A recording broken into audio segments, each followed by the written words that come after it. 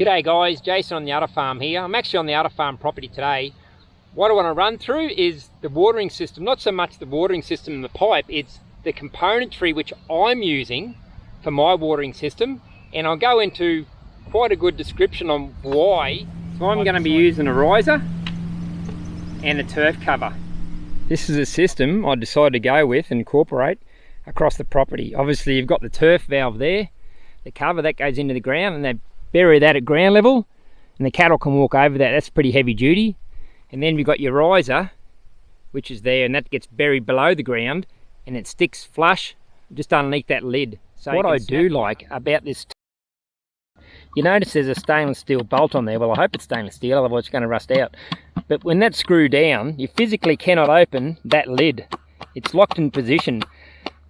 Had it not been there, you know, the potential is it may not ever be an issue, but if the cows were to slide that around, that lid can come off, and if that lid comes off, another passing cow can get down in there with their leg and potentially break the coupling, but worst case, snap their leg. So that bolt is a great idea.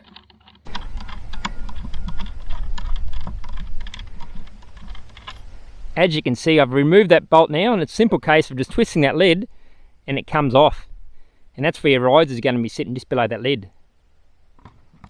When you're finished with it, you want to move the cattle to a new cell.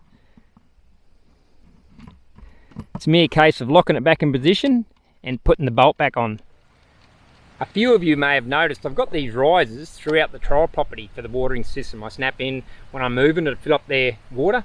The only issue is mine are roughly 2 foot out the ground, and the cows rub on them, are constantly rubbing on them. And the issue with that is this dust cover here has been bent off, and a lot of them are snapped off because they're rubbing on it, and that gets filled with cattle hair. It's no big issue, you just snap on your tap, your coupling, and it blows out with the water. But sometimes you get a bit of mud in there, wasps and that lay in there when I'm not having got the cattle in there cell grazing. Given that 45-day rest period, I noticed there has been mud in there, and that could be a bit of an issue. I just hate for it to get in and stuff up that valve of some sort. So hence why now I've decided to go under the ground with the turf boxes, because all mine at home have got 2-star pickets driven either side, and they're hardwired to that riser, basically to support it and stop the cows from flexing that riser on the property. Hence why now I'm going below the ground level. The only issue I can foresee is locating them. Had they been on my fence line throughout the property, obviously next to a timeless T-post which is white and very visible, location wouldn't be an issue. I would just mark the top of these posts with a fluorescent colour, and I know to look down and there'd be a turf valve right there. Easy, simple. So if you've watched my part 1 video, you know that I'm putting my turf valves or watering system right in the middle of the paddocks. That way I've got the option of either cell grazing the whole area or splitting it in two over top of the cover. It's all good and well when it's slashed where it is in this video here, but if your pastures look like that all year round, it'd be good to find the turf valve, but you'll end up starving your cattle to death.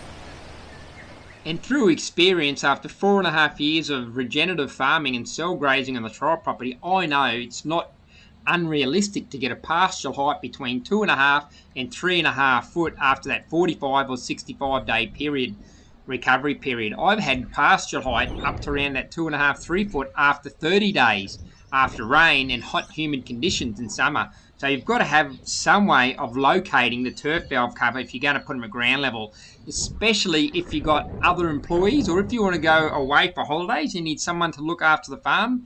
You must have some way of locating these covers. Otherwise, good luck sending any stranger out in the paddock to try and locate them if you're away or if you're sick. To alleviate the issue, not be able to find that turf cover, I'm going to drive a 3.5 foot timeless T-post, 1.5 inch, directly next to it. So it'll be sticking there roughly that 2.5 foot out of the ground.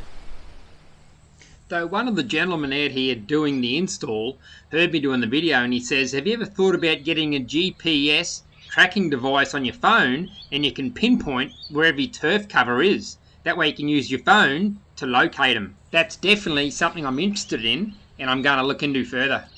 The plan is they dig the trench and lay the pipe in. Then the boys will go along, and before they lay the pipe, they'll end up cutting the pipe and putting the riser in position. Then they'll lower that in position, and then what happens then is they go along with the turf valve, and that turf valve sits directly over the top of that riser. So as you can see, trying to do this one hand's pretty hard. Just imagine that's in there, and the cover goes back on top of that. And when you need it, just pull it off, just rip the lid off, and just snap in your hose. In my case, I'm going to have a trough off this on a float. And it gets gravity fed from the tank at the top in this riser. Once you snap that out, the pressure is no longer in that. The pressure's in the line, but then it stops obviously flowing. Then I just hook up the watering system with the quad and drag it up to the next cell. It was a great suggestion by one of the workers here when they heard me making the video about the GPS locator. I'm just hoping there's an app. Any of you folks out there know of an app that I can use for GPS locating? It'd be great. Make a load easier than putting the star picket in the ground, a lot cleaner as well. So next time you see me, we'll definitely be well underway with this installation and laying pipe in the ground. So have a good morning, have a terrific afternoon and an awesome evening guys, wherever you watch this from, and we'll catch you later.